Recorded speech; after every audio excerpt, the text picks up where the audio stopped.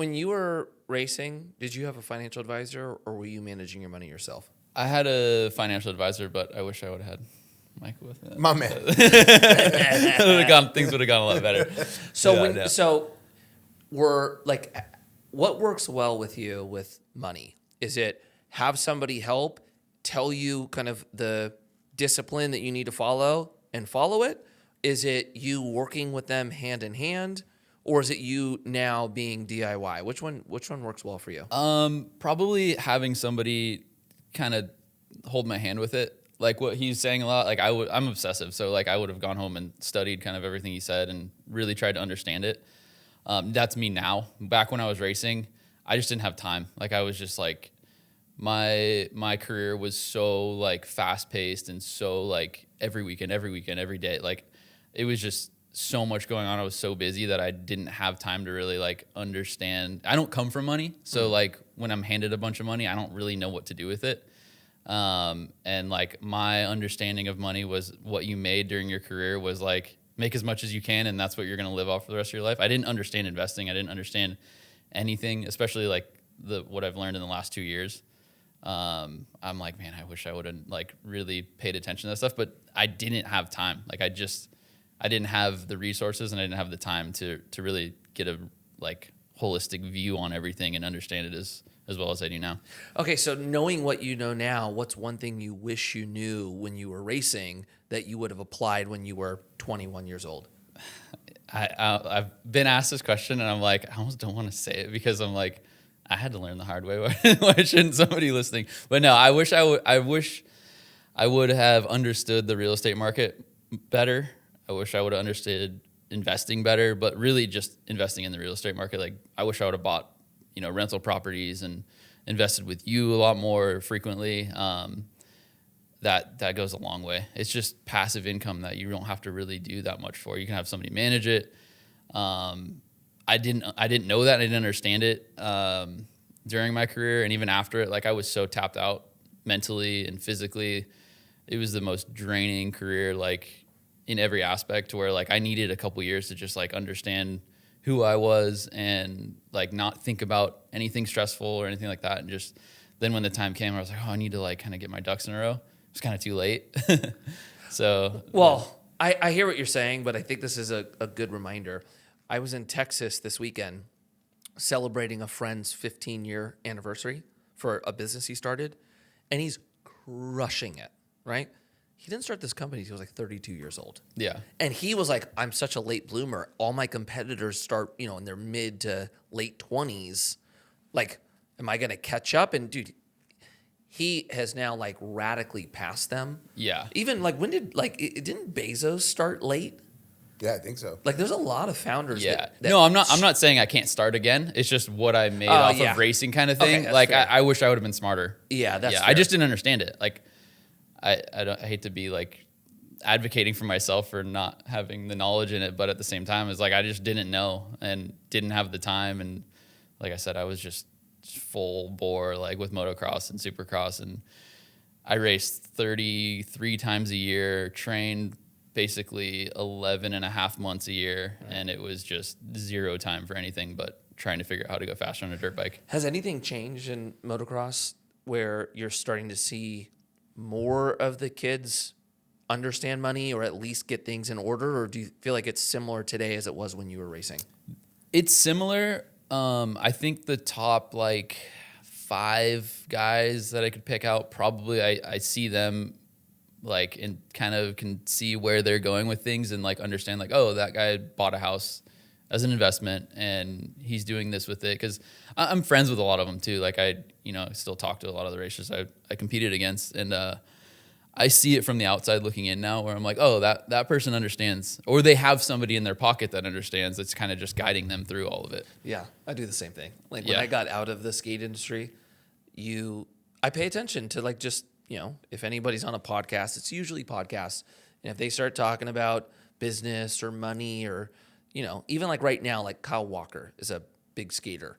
And like, I'm like looking at some of the stuff he's talking about, starting companies, and like, there we go. Yeah. Like, I like hearing that, it's cool. Yeah. It's cool being on the outside now and being able to just like peek in instead of participate in the I don't know. You want to call it a. Then the other guys want to grab them and be like, you need to do this. This is how you need to like. I know. Like so, you can have your fun, but you also gotta.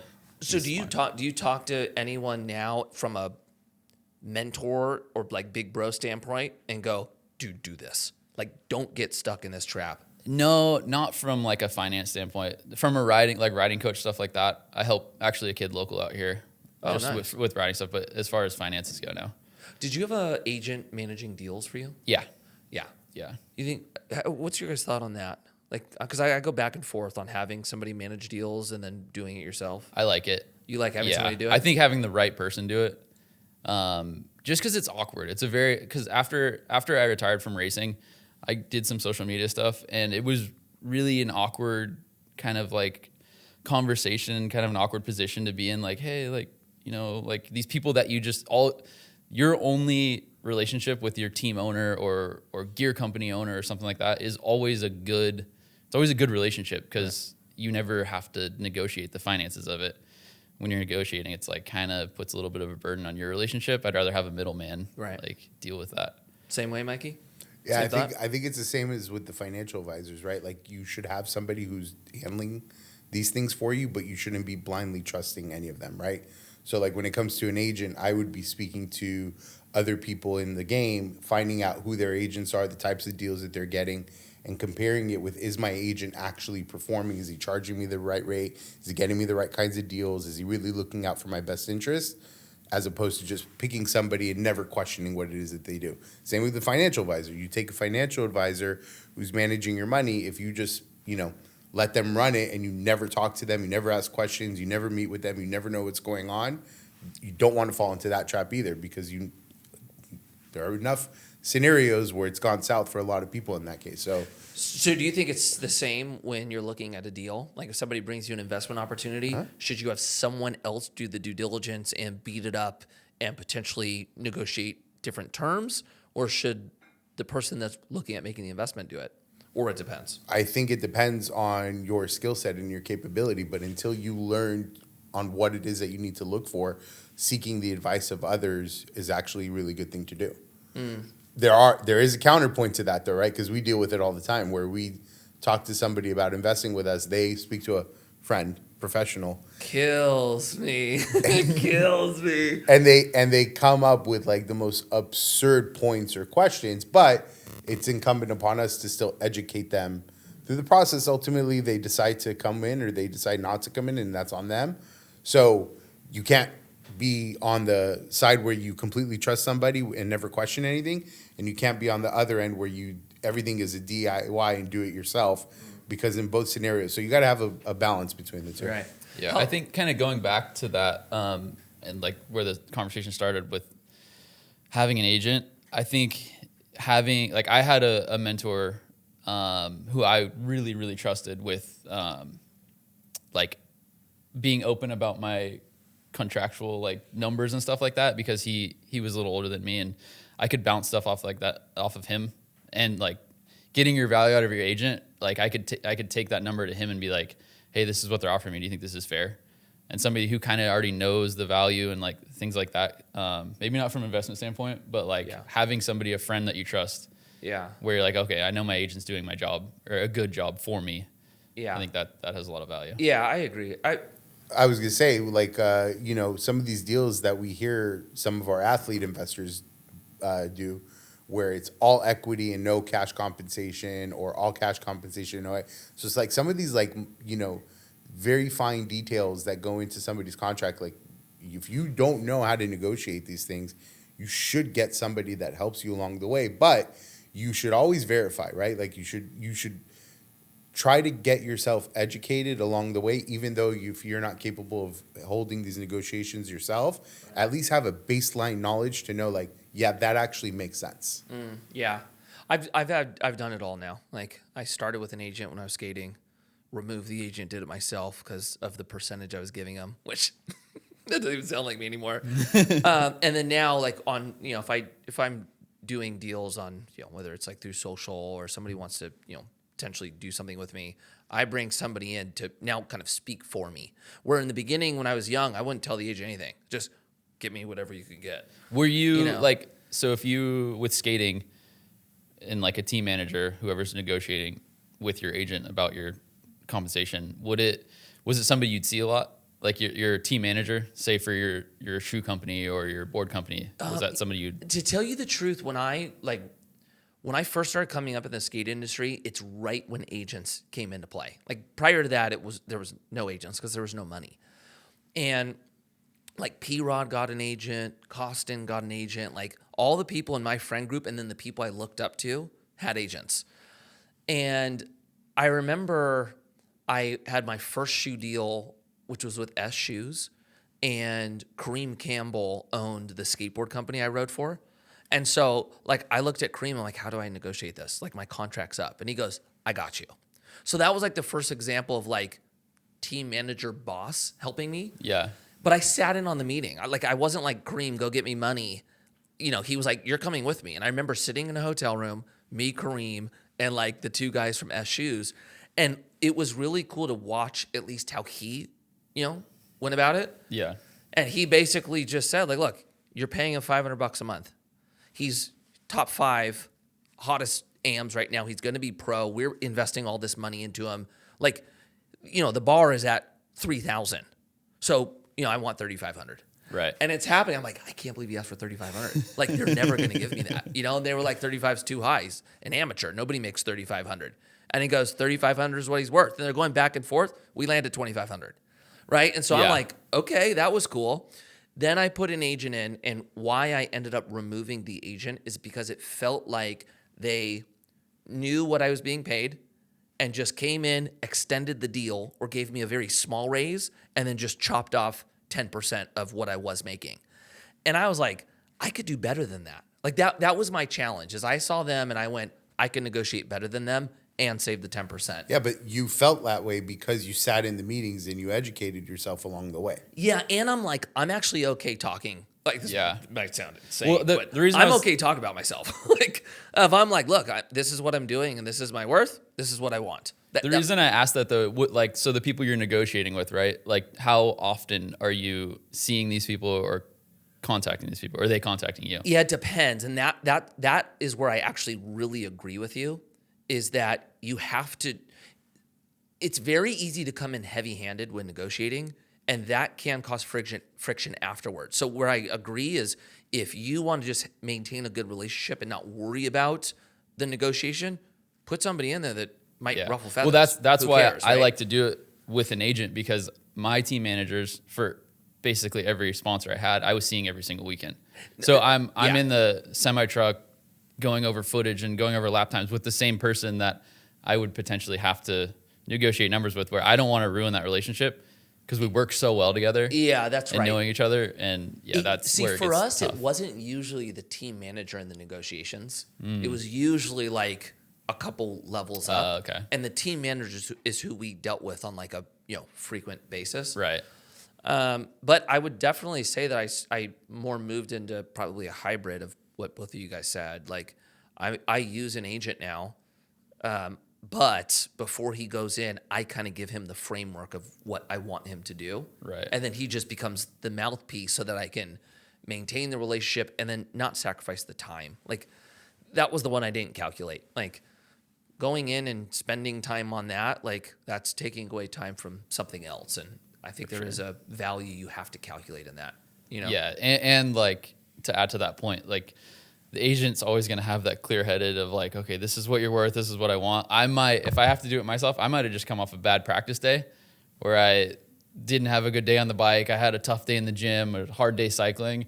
And now I got to talk to an agent or a team manager, and I'm going to be frustrated or something like that. Like an agent's always going to be pretty level headed. So there's a value in that too. So Mikey and I talk about transition a lot because we now have had careers.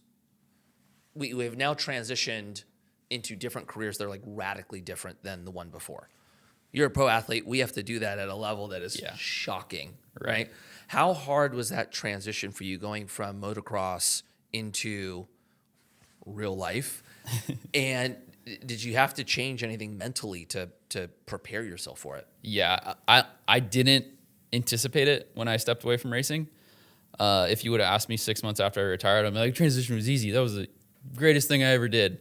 Asked me 2-3 years later, I would have been like, that That was gnarly. It was, I think a lot of athletes have a very interesting mind and mindset, a lot different than the average person. So to transition from especially like our sports of high adrenaline, very intense sport, and then step into a real world where you're not experiencing that adrenaline anymore. I have really bad OCD. Actually, I didn't know I had OCD until I was watching a interview with, I want to say either Andrew Reynolds or Jeff Rowley. I can't remember.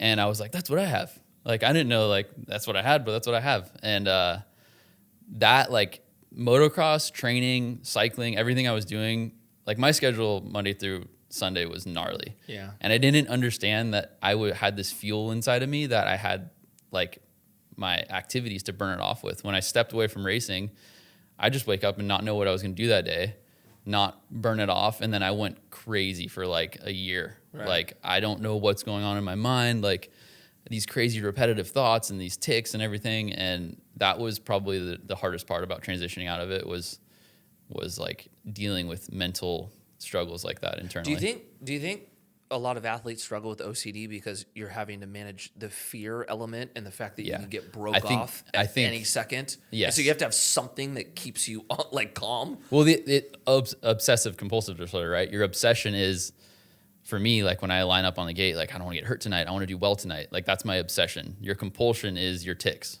So like skating, like I want to land this trick. Like this is my last run, or this is like, I don't know. I've seen like Street League and stuff like that where like, oh, the one trick, right? Like I want to land this. So that's your obsession. Your compulsion is like, oh, I got to tap my board on the ground 3 times before I, nail it. So did you ever have any of those? Mm-mm. Never.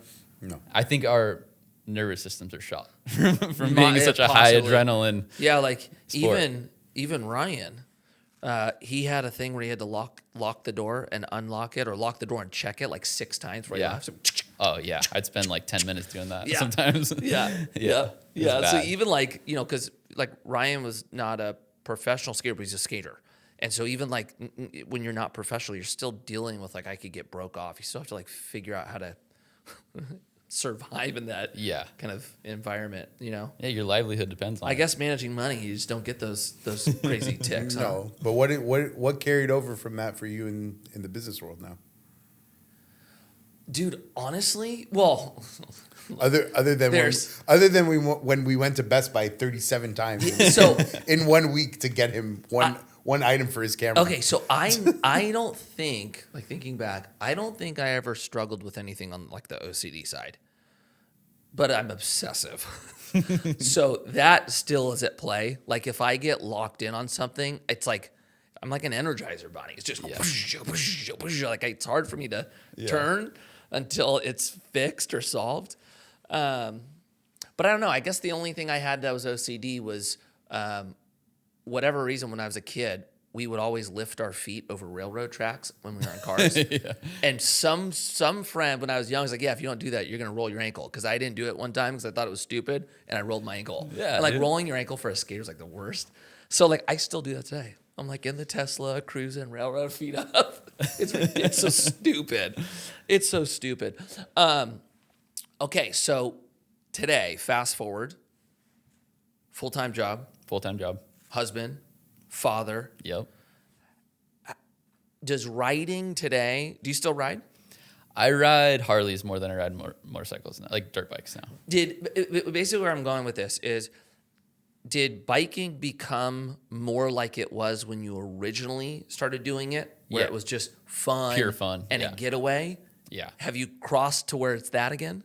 Oh, immediately. Right. Oh. Like, so when I retired, I was in my last season. I cut it short because I dislocated my shoulder and had to have shoulder surgery. So it basically cut the rest of the season out for me. When I healed from that injury, I went riding, and immediately it was like, I love this again, all over again. It was like so fun again. Get tired, I can just pull off. I want to go do whips. Sorry, I don't want to go do this. I was like a kid in a candy store. Like, it was so much fun all over again. It still is. Like, if I'm going out and riding right now, it is a blast. Like getting out with friends. Before it was Monday, Tuesday, Thursday, and Friday, 4 days a week. I was just pushing myself into the ground every single day. I'd get to the track and be like, I wish I had an office job. I wish I had a 9 to 5. Like, this sucks. But that's like, I wanted to be better. That my obsession was I wanted to be the best I could be. I was never supposed to make it in my sport. I would never had the cards in my hand to make it in my industry. And I did. So like once I got on that level where I was like, okay, I can make a living doing this. Okay, I can make it onto the best team and win races and stuff like that. I became obsessed to where that's every single day I woke up. That like being an athlete, like you can probably relate. You have one goal every single day. You wake up and I want to be faster on a dirt bike. So what do I got to do? I got to go practice. I got to get stronger. I got to get more fit. It's easy. Like waking up, knowing your goal for the day. Retiring is a whole different thing where I wake up, I'm like, what do I want to do today? What do I have to do today? Nothing. Yeah. That's the tough part.